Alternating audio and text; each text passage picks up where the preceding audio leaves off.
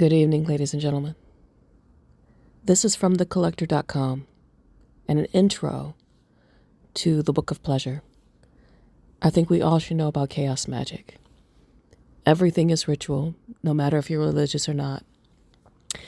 And I like chaos magic. It's a very intriguing way to look at the world. The article is about Scott Mclaughlan, PhD Sociology, written January 10th, 2026. Everything you need to know about chaos magic. Chaos magic encourages the idea that individuals can alter their experience of social reality according to their own unique perspective and principles. Chaos magic emerged during a period when the occult was still deeply influenced by 19th century traditions like Theosophy and the emergence of New Age esoteric movements such as Thelema and Wicca.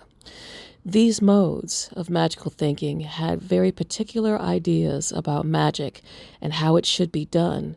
By contrast, chaos magic embraces a do-it-yourself ethos, rejecting all dogma.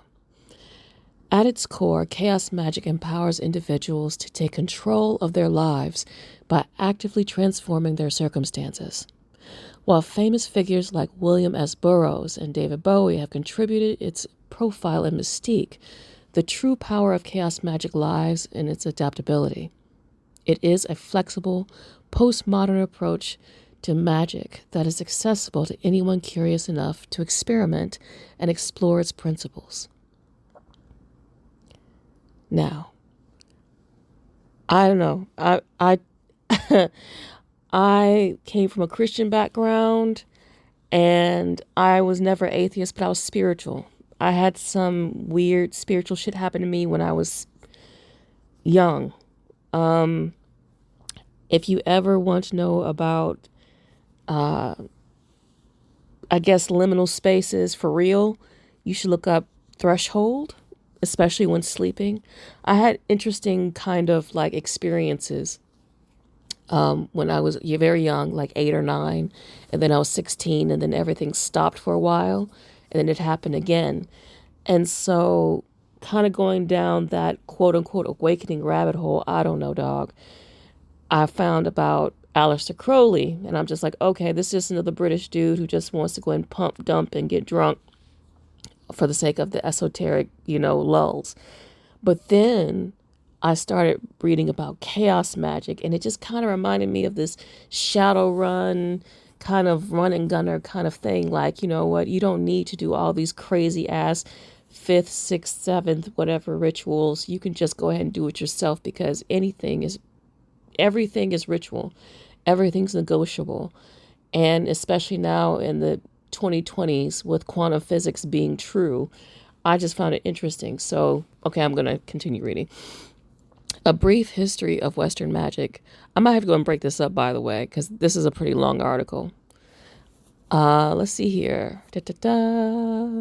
Western magic has its roots in the ancient civilization of Egypt, Greece, and Rome, where spells, magical and religious rituals, and philosophical ideas about cosmic forces blur the lines between science, religion, and mysticism.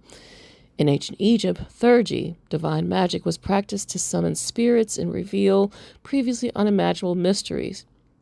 Also, too, I forgot to go ahead and put this in, is that if you ever follow the African American, diaspora, whatever, hoodoo, voodoo, whatever, still ritual, still a thing. In fact, I think that hoodoo and voodoo is closer to chaos magic than Western tut ritual magic, but that's just my opinion. In classical Greece and Rome, thinkers from Aristotle to Pliny the Elder wrote about the unseen influence of mysterious cosmic forces on everyday human life. Hermeticism, a syncretic tradition combining Egyptian, Greek, and Roman philosophy, solidified the idea of esoteric knowledge and the power of hidden truths as keys to understanding the cosmos. During the Christian Middle Ages, magic was frequently suppressed but persisted in the form of alchemy. Now, alchemy is very interesting too if you're ever into it and you really want to read about it. Ooh, cha. Which emerged proto-scientific inquiry with mystical philosophy. Occult magic fully emerged as a field of study, encompassing elements of astrology, divination, mystical, and Neoplatonic philosophy in the Renaissance period. This early modern period marked the integration of ancient esoteric traditions in the Christian religion's framework that set the stage for later developments.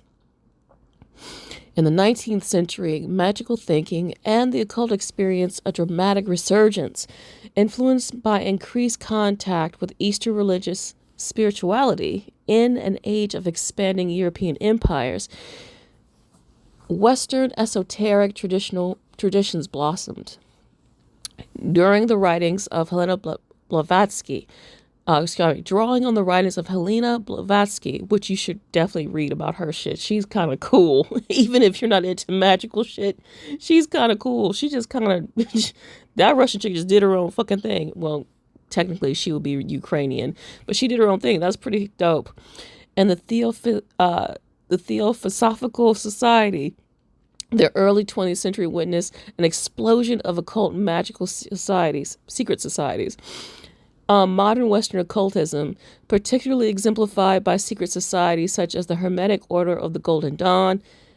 If you really want some tarot cards that's going to blow your mind, you should get that deck. That's a very crazy ass deck. Place a strong emphasis on ritual, hierarchy, and esoteric frameworks. Ritual focused on the creation of a structural process, ritual focused on the creation of a structural process to access higher planes and divine forces.